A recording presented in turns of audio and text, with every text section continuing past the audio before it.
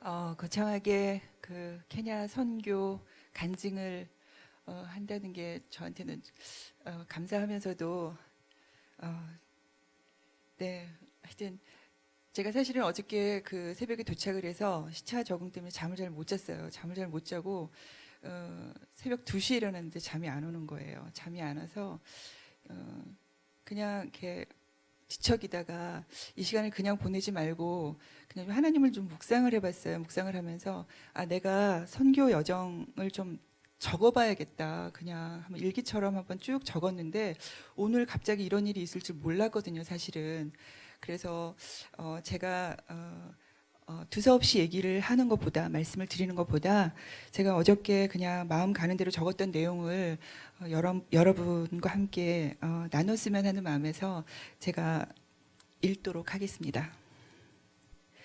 케냐 선교 여행을 마치며 두려움 반, 설레임 반으로 시작한 선교 여정이 드디어 끝이 났습니다. 왜 나에게 이런 시간을 허락하셨을까? 내가 과연 무엇을 할 수 있을까를 고민하며 떠난 선교지 케냐. 오랜 시간 저에게 귀한 하나님의 일터를 주심에 감사합니다. 그러나 그 오랜 시간 동안 많은 일들이 있었고 기쁘고 행복한 일도 많았지만 반면 나 자신이 많이 지치고 힘들고 모든 에너지가 고갈되어 가는 중이었던 것 같습니다. 어디에 하소연할 데도 없고 가끔은 외롭고 괴롭고 마음이 그러니 육체도 이곳저곳 이상 신호를 보내오는 듯 했습니다. 은혜 안에 있기를 원해도 언제나 은혜 밖에 서 있는 내 모습을 발견하곤 했습니다. 무엇보다 제대로 된 쉼을 단 한 번도 가져본 적이 없던 부분도 저에게는 많은 스트레스였던 것 같습니다. 여기서 쉼이란 교회를 완전히 생각하지 않고 온전히 쉼을 만끽하는 것, 그 어떤 연락도 나에게 오지 않는 것, 그래서 완전히 휴식에만 몰입하여 나의 뇌도 육체도 함께 쉬는 것. 그러나 제 역할이 여건상 그럴 수 없었고 또 당연히 그래서는 안 되는 줄 알았습니다. 그래도 아무렇지 않은 척, 괜찮은 척, 문제없는 척 해야 하는 가식적인 내 모습에도 지쳐가고 있지 않았나 싶습니다.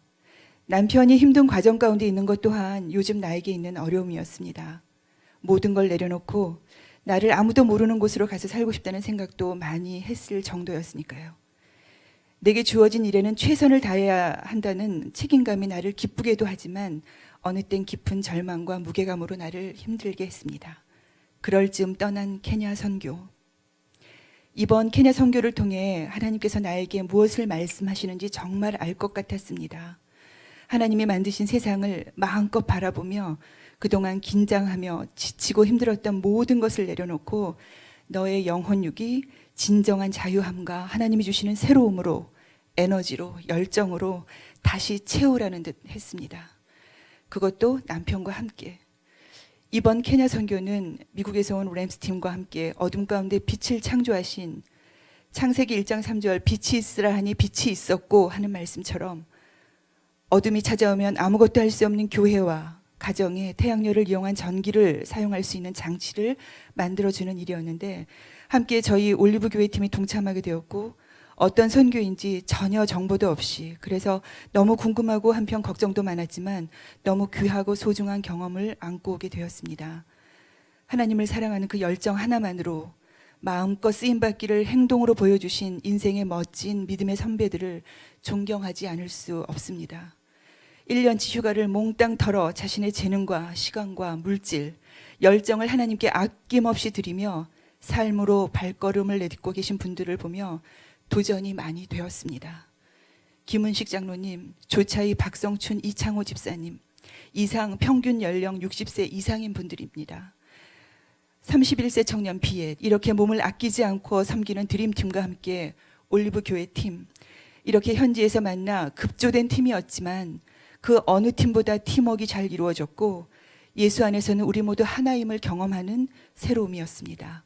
후라라, 달루, 마둥군이 세 곳의 교회에 이틀씩 6일 동안 남자분들은 태양광을 지붕에 설치하고 교회와 인근 성도집 몇 곳까지 전기를 사용할 수 있도록 더위와 열악한 환경을 이겨내며 또 심한 장염을 알아가면서도 최선을 다하셨고 여자들은 아이들과 함께하는 시간 내내 좋으신 하나님을 율동과 함께 찬양하며 우리네 운동회에서나 하는 밀가루 속에 묻혀있는 사탕 먹기 게임과 줄넘기 놀이, 폴라로이드 사진 찍어주기, 페이스 페인팅, 사형리 팔찌 만들어주기 등 모두 하나님의 사랑을 나누기 위해 최선을 다했습니다.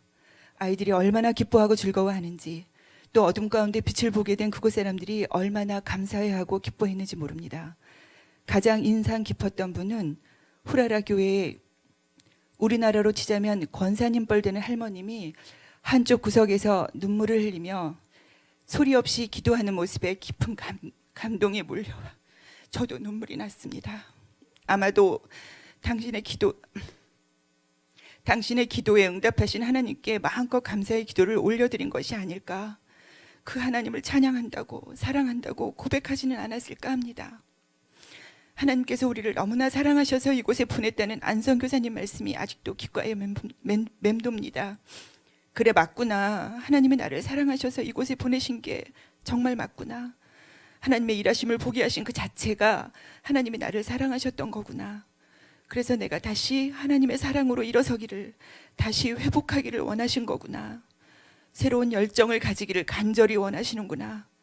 그저 나를 작은 도구로 사용하신 하나님께 감사밖에 드릴 것이 없었습니다. 상상을 초월하는 그곳의 열악한 환경, 무더위, 아무것도 그 어떤 것도 없는 가난, 그래도 욕심 없이 함께 살아가며 웃고 행복해하는 사람들, 그 가운데 하나님을 예배하고 찬양하는 맑고 순수한 영혼들, 하나님의 이름을 높이며 그분을 전하는 그곳 사람들을 보며 너무나 나 자신이 부끄러웠습니다. 오히려 그 사람들보다 내가 말할 수 없이 가난한 자임을 깨닫게 되었습니다. 가진 것에 감사하지 못하고 주어진 환경이 얼마나 축복이 넘친 것인지 깨닫지 못하며 살아온 내 자신이 진정 하나님이 보시기엔 가난하고 불쌍한 자였을 것입니다. 주어진 나의 삶 앞에 더욱 겸손해져야겠다는 생각밖에 들지 않았습니다. 비울수록 비로소 채워가시는 하나님을 경험하기를 소망하는 기도를 드렸습니다. 선교사님들의 삶을 보게 하신 것도 참 감사했습니다. 실타래 풀리듯이 궁금하고 이해되지 않았던 점들이 풀어지기도 했습니다. 이제야 비로소 기도로 물질로 보내는 선교사의 역할이 무엇인지 알 것 같기만 합니다.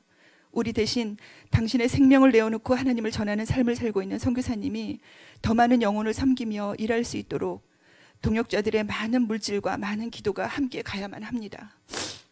천하보다 귀한 한 영혼이 주님께로 돌아오기를 원한다면 먼저 육신의 배고픔과 목마름을 채워주고 어둠 가운데 빛을 비출 수 있는 물질이 함께 가야 한다는 사실을 선교 현장에서 절실히 알게 되었습니다.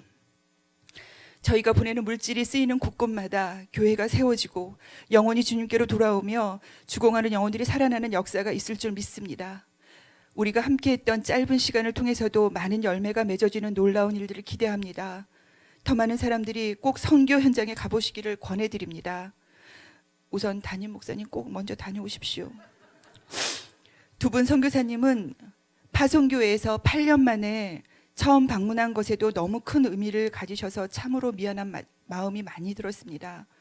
이것을 시작으로 아프리카 선교의 문이 더욱 활짝 열리기를 기대합니다. 선교하는 교회답게 장기적인 계획을 세우고 기도하며 보다 많은 사람들이 동참할 수 있었으면 하는 바람입니다. 백문이 불여일견이라는 말이 있습니다. 제가 아무리 이야기를 해도 직접 가서 한번 보고 경험하는 것이 여러분 안에 있는 하나님을 사랑하기 때문에 가질 수 있는 열정을 회복하는데 도움이 될 것이기 때문입니다. 건강한 모습으로 돌아오게 하신 하나님께 감사드리고 더욱 열심히 하나님을 사랑하는 자, 전하는 자 되겠습니다. 케냐 선교를 장시간 제 자리를 비우고 다녀올 수 있도록 허락해 주신 담임 목사님 감사드리고 모든 여정 가운데 함께 하신 사랑하는 하나님께 모든 영광을 올려드립니다. 감사합니다.